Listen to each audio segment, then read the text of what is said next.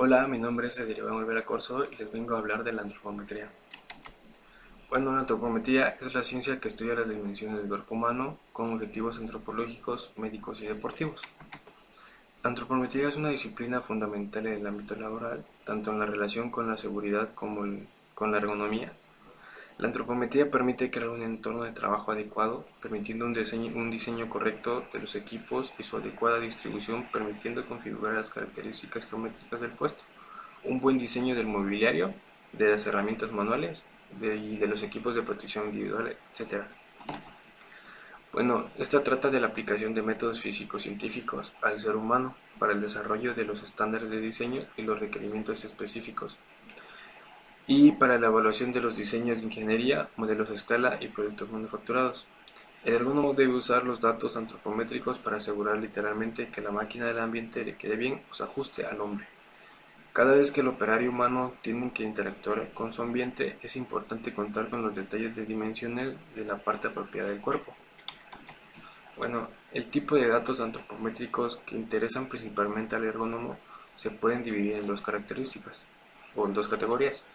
La antropometría estructural, que también suele llamarse como antropometría estática, la cual se refiere a las dimensiones simples del ser humano en reposo, por ejemplo, el peso, la estatura, la longitud, la anchura y las profundidades y las circunferencias de la estructura del cuerpo. La antropometría funcional o antropometría dinámica es la que estudia las medidas compuestas de un ser humano en movimiento, por ejemplo, estirarse para alcanzar algo, los rangos angulares y varias de articulaciones. Bueno, las fuentes de variabilidad antropométricas suelen deberse a pequeñas diferencias genéticas, sin embargo existen otras como son la edad, las cuales son los cambios ocurridos en las dimensiones del cuerpo humano, en las cuales se pueden representar análogamente con la forma de una campana de Gauss, ya que desde que nacemos hasta una edad madura adulta tenemos que crecer de manera consistente e incremental. Bueno, otra sería la alimentación, que esta se ha demostrado que una correcta alimentación y la ausencia de graves enfermedades en la infancia contribuyen al desarrollo del cuerpo. Bueno, el sexo, con la intención de la incrementada de la igualdad sexual en el campo laboral, establece la diferencia de dimensiones corporales entre los sexos, se convierte en aspecto importante en la tarea del ergónomo. Bueno, la raza es las características físicas y diferencias entre los distintos grupos étnicos están determinadas por aspectos genéricos, alimenticios y ambientales, entre otros. Eso sería todo de mi parte. Primera diapositiva. Planos de referencia del cuerpo humano. ¿Qué es o qué son? Son superficies planas imaginarias que dividen el cuerpo en dos partes y que permiten describir la ubicación y localización de las distintas partes y órganos del cuerpo humano. En general, se tienen en cuenta tres planos rectangulares que se cortan en el centro de gravedad del sujeto. Se tienen en cuenta tres, pero hay un cuarto, pero este va enfocado más que nada a la parte frontal de la cara, la barbilla, la nariz, la boca, etcétera, y los otros al cuerpo. Aquí, como podemos ver los tipos de plano, del lado derecho tenemos los tres ejemplos primordiales y del lado izquierdo tenemos el plano de Frankfurt, que es el que es un extra. Ok, primero tenemos el plano sagital medio. El plano sagital medio es el que parte al cuerpo humano desde una mitad frontal de esta forma. El siguiente es el plano frontal o coronal, que es el que parte al cuerpo humano a la mitad desde un lado lateral así, partiéndolo a la mitad. Les explico, el primero es así, el segundo es así. De ahí tenemos el plano horizontal o transversal, que es el que parte al cuerpo humano a la mitad, pero desde, digamos que desde la cintura, que sería de esta manera. Y por último tenemos el plano de Frankfurt, que es el que les comentaba, que es el que mide la distancia que hay entre la barbilla y la nariz, los ojos y la barbilla, el oído y los ojos, etcétera. Después tenemos la medida de los datos antropométricos.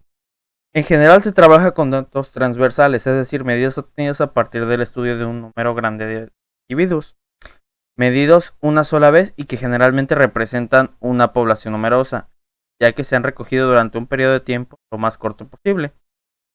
Eso proporciona una imagen instantánea de la población. Equipos de medida se utilizan distintos instrumentos dependiendo de las dimensiones a medir. O sea, dependiendo de las dimensiones a medir y que se va a medir, tenemos tres, que es el antropómetro, el calibre o pie de rey y el plicómetro.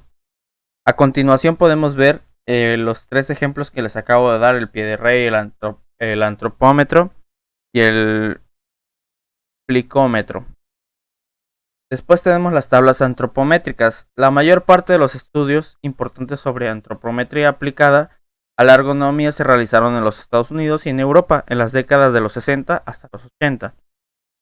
Durante este periodo se realizaron estudios tanto sobre población general como sobre grupos específicos, como población laboral, militares, conductores y operadores de maquinaria, mujeres, escolares, etc.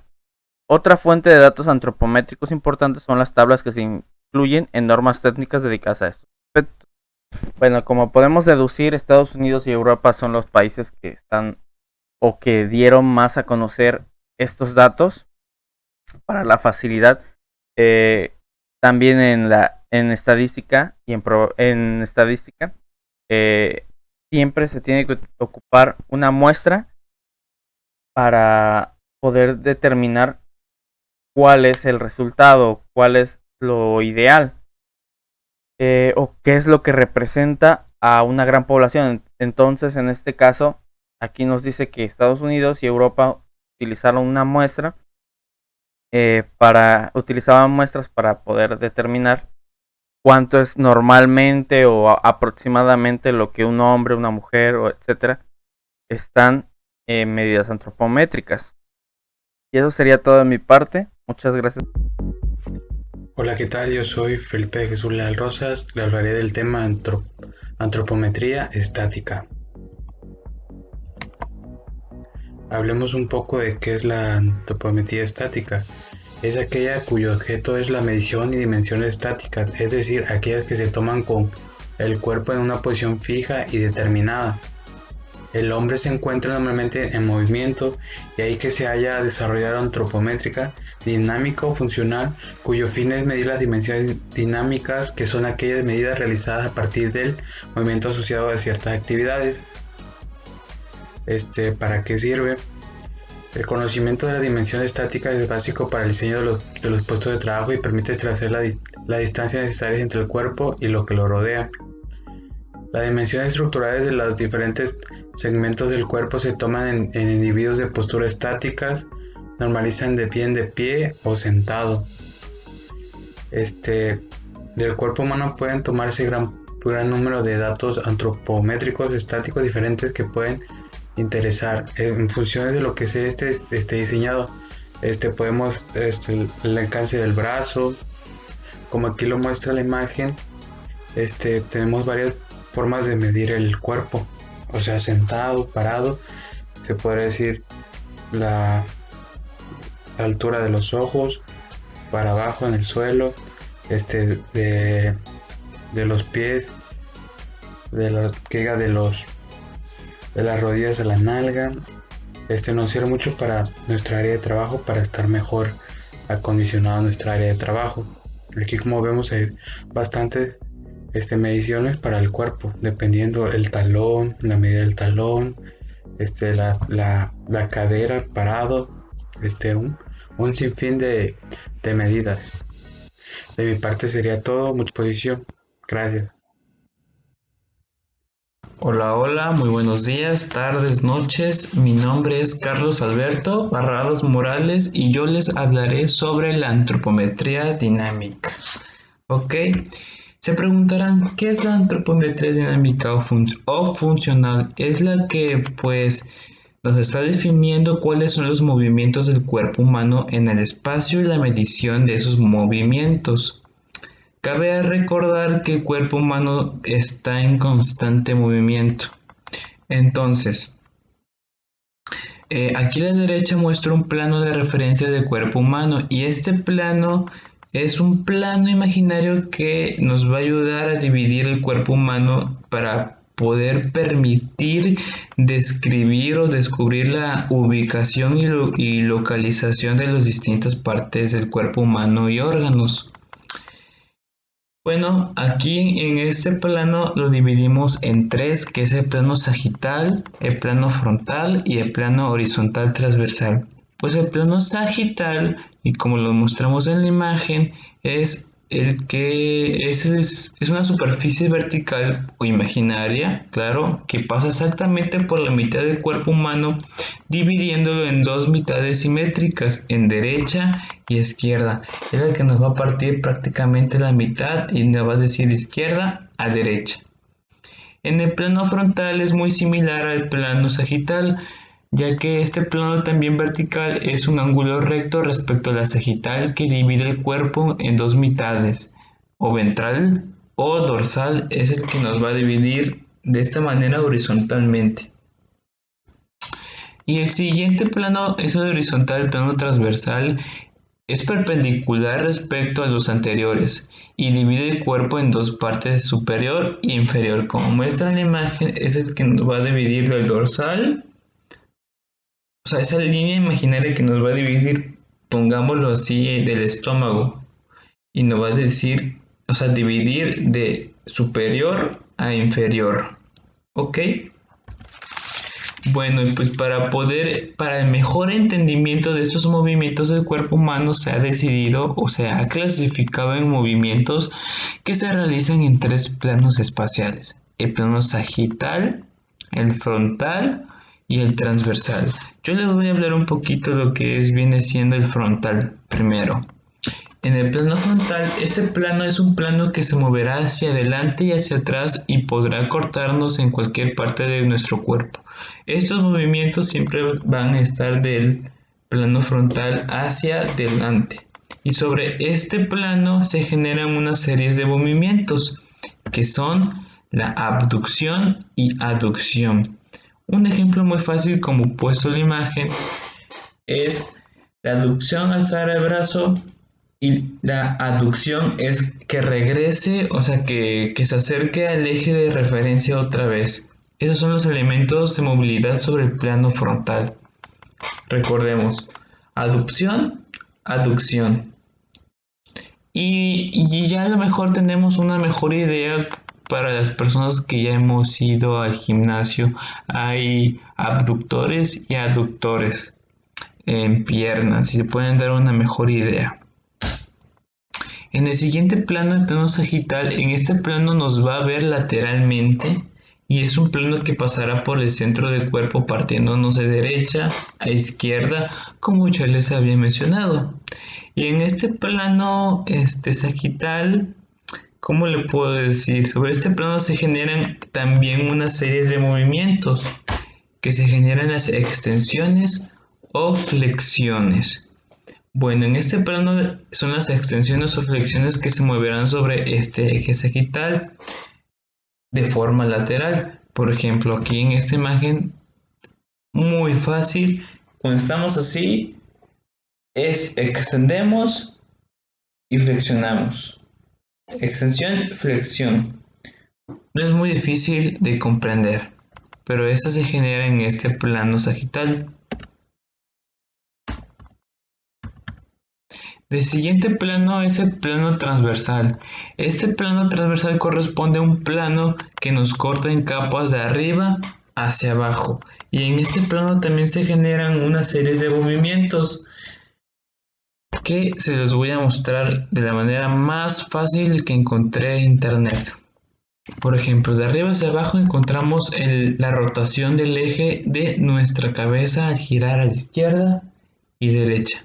Cuando nosotros realizamos los movimientos que el cuerpo puede hacer sobre cada uno de nuestro plano, encontramos principalmente los movimientos de rotación que se pueden dar, como ya les había explicado en este movimiento de rotación transversal. Ahora les podría platicar que esta medición o esta antropometría dinámica es un poco difícil de medir porque también se debe tener conocimiento de la biomecánica y el funcionamiento pues del cuerpo humano, sus movimientos. Y es un poco complejo porque, por ejemplo, si hablamos de las extensiones, al momento de hacer así o alcanzar algo, por ejemplo, el brazo así, estamos no solo moviendo lo que es el brazo en sí, estamos moviendo lo que es el hombro, la muñeca, el antebrazo, los dedos en sí, y se tiene que tener conocimientos de biomecánica. Pero espero le haya servido de mucha ayuda o ojalá lo hubiera sacado de duda para qué sirve este ¿cómo se dice? Esta antropometría dinámica. Vamos a repasar un poquito. La antropometría dinámica o funcional es la que nos está definiendo cuáles son los movimientos del cuerpo humano en el espacio y la medición de estos movimientos. Les recuerdo, el cuerpo siempre está en movimientos. Estos planos de referencia del cuerpo humano pues son los que nos ayudan o nos permiten dividir el cuerpo humano y nos permite descubrir la ubicación y la localización de los distintos partes del cuerpo humano y órganos. Ok, espero ya haya sido de su agrado. Bueno, ahora hablaremos de la biomecánica. Bueno, ahora hablaremos de las diferentes maneras en las que se ha definido la biomecánica. Tenemos que las bases de la biomecánica, de la biología, las actividades muscular y del estudio de los principios y la relación implicada. Otra definición es que es la aplicación de las leyes mecánicas de las estructuras vivas, especialmente al aparato locomotor del cuerpo. Y como última tenemos que es la ciencia que examina las fuerzas internas y externas por las que actúan sobre el cuerpo humano y el efecto que producen en ellas. Ahora hablaremos de los movimientos básicos del cuerpo. Tenemos el primero, que es la flexión, que es un movimiento por el cual los huesos u otras partes del cuerpo se aproximan entre sí. Produce una disminución del ángulo en una articulación. La flexión es consecuencia de la contracción de uno o más músculos flexores. Por ejemplo, el bíceps branquial contraído aproxima el antebrazo al brazo. Como podemos ver aquí en la imagen, la flexión sería la parte de la pierna, como la pierna se flexiona hacia atrás.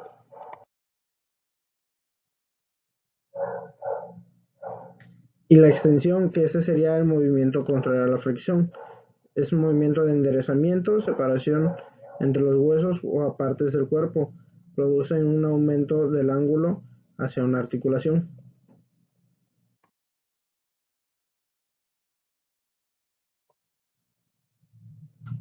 Tenemos la aducción, que es un movimiento lateral con la separación de la línea media del tronco. Por ejemplo, la elevación horizontal de los brazos o las piernas hacia un lado.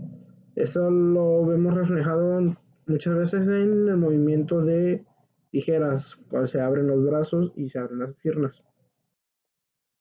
Y la aducción, que sería el movimiento contrario, que es el movimiento medial con la aproximación de la línea media del tronco. Por ejemplo, la recuperación de los brazos o de las piernas a la posición anatómica de origen.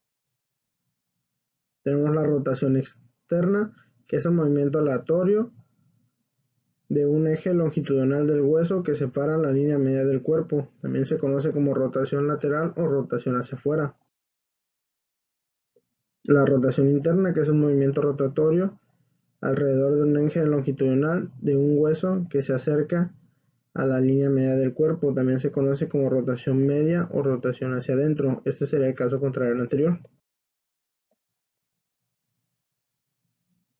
Tenemos la circunducción, que es el movimiento circular de un miembro que se describe en un cono, combinando los movimientos de flexión, extensión, abducción o aducción. Este lo podemos ver reflejado cuando hacemos como que círculos con el brazo y se dice en forma de cono porque se va abriendo de lo que es el hombro hacia las palmas de las manos, o sea, se va haciendo el círculo cada vez más grande y eso hace la forma de un cono. La inversión, que es un movimiento de la planta del pie hacia afuera de la línea media en la que el nivel de la articulación del tobillo, y la inversión, que es el caso contrario, que es el movimiento de la planta del pie hacia adentro en la línea media en el nivel de circulación del tobillo. La supinación, que es el movimiento de rotación lateral sobre el eje del hueso del antebrazo por la longitud del cual se vuelve hacia adelante de la palma de la mano. Y la pronación, que es el movimiento de rotación media sobre el eje del hueso del antebrazo, de manera que la palma de la mano se voltea a su posición anterior o a una posición posterior. Tenemos la flexión dorsal, que es el movimiento del dorso del pie hacia la cara interior de la tibia. La flexión plantar, que es la extensión del pie, la planta del pie hacia abajo, colocando el pie en punta como una bailarina. La protracción, que es el desplazamiento hacia adelante y de una parte del cuerpo en plano transversal. Y la retracción, que es el caso contrario, que es hacia atrás, es regresar a la posición anatómica una parte que se encuentra en protracción, o sea, regresar la escápula en un press de banca o dominada.